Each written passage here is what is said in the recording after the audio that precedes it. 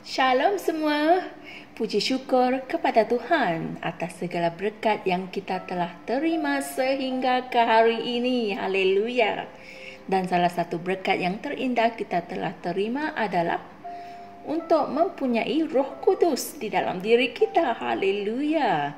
Dan pada hari ini, Pastor Chris ingin menjelaskan keinginan Roh Tuhan yang sebenar. Dan oleh sebab itu, tajuk perkongsian kita pada hari ini adalah kesenangannya yang sejati. Haleluya. Ayat Injil pembukaan kita dari Amsal 8 ayat 31 yang berkata, Aku bermain-main di atas muka buminya, dan anak-anak manusia menjadi kesenanganku. Puji Tuhan. Yesus berkata dalam Yohanes 14 ayat 16 hingga 17, Dan aku akan meminta kepada Bapa, dan Dia akan memberikan kepadamu penolong yang lain, supaya Dia menyertai kamu selama-lamanya, yaitu Roh kebenaran, yang dunia tidak dapat menerimanya, kerana dunia tidak melihat Dia dan tidak mengenal Dia, tetapi kamu mengenal Dia, kerana Dia tinggal bersama kamu dan akan berada di dalam kamu. Haleluya. Kata-kata ini menekankan keinginan roh yang sebenar yang didedahkan dalam Amsal 8 ayat 31 yang berkata, Anak-anak manusia menjadi kesenanganku. Puji Tuhan. Keinginan Roh Tuhan yang merupakan penyampai berkat-berkat Allah dan segala sesuatu yang diberikan kepada kita dalam Kristus Yesus adalah untuk tinggal di dalam kamu dan memiliki persekutuan dengan kamu. Haleluya. Keinginannya bukanlah untuk selalu berada di syurga dan tinggal di sana, tetapi untuk tinggal bersama dengan kita dan di dalam kita. Puji Tuhan. Ini menjelaskan salah satu sebab yang utama mengapa kita perlu dipenuhi dengan Roh Kudus. Dia datang untuk tinggal di dalam kita, kerana Dia mengasihi kita dan menginginkan persekutuan yang mendalam dengan kita. Haleluya. Itulah sebabnya Yesus mendorong kita untuk bersekutu dengan Roh Kudus. Hal ini juga mengingatkan kita pada doa Paulus yang indah bagi orang Kristen di Korintus dalam 2 Korintus 13 ayat 14 yang berkata, Kasih karunia Tuhan Yesus Kristus dan kasih Allah dan persekutuan Roh Kudus menyertai kamu sekalian. Puji Tuhan. Daripada segala sesuatu, keinginannya yang utama akan dinyatakan kerana Wahyu 21 ayat 3 mengatakan, Dan aku mendengar suatu suara nyaring dari syurga yang mengatakan, Lihatlah, kemah Allah ada bersama manusia, dan Dia akan berdiam bersama mereka, dan mereka akan menjadi umatnya, dan Allah sendiri akan ada bersama mereka dan menjadi Allah mereka. Terpujilah Tuhan. Fikirkan tentang hakikat bahawa kepribadian ketuhanan yang tak terhingga dan luar biasa ini, iaitu Roh Kudus, tinggal di dalam kita dalam kepenuhannya, yang menjadikan kamu ibu pejabat kerjanya di bumi.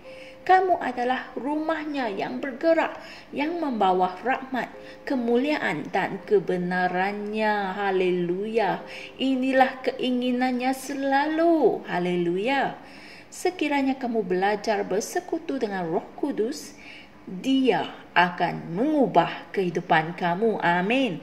Dia akan menyebabkan kemuliaan Kristus dapat dilihat dan dinyatakan melalui kamu dengan cara-cara yang tidak pernah kamu fikirkan boleh berlaku. Puji Tuhan. Haleluya. Wow, hebat perkongsian kita pada hari ini. Saudara-saudari sekalian, mari kita sama-sama berdoa. Ya Bapa, betapa diberkatinya aku untuk roh-Mu tinggal di dalam diriku, dalam kepenuhannya, menjadikan aku ibu pejabat kerja-Mu di bumi. Aku adalah rumahnya yang bergerak, yang membawa rahmat, kemuliaan, dan kebenarannya.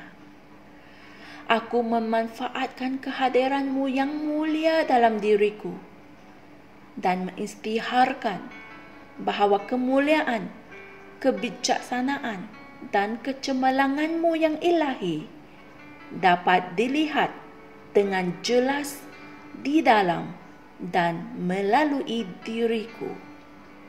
Dalam nama Yesus. Amin. Haleluya. Untuk mendalami dengan lebih lanjut perkongsian firman kita pada hari ini, pelajarilah ayat-ayat Injil berikut juga, yaitu 1 Korintus 3 ayat 16 dan Kolose 1 ayat 27. Haleluya. Kita adalah rumah Tuhan yang bergerak, yang membawa rahmat, kemuliaan, dan kebenarannya. Puji Tuhan. Betapa hebat kebenaran ini. Jumpa lagi esok dan jangan lupa kongsikan firman ini dengan teman-teman yang lain agar mereka juga dapat diberkati. Haleluya. Shalom. Kami percaya saudara-saudari semua telah diberkati dengan perkongsian firman dari Rhapsody Reality.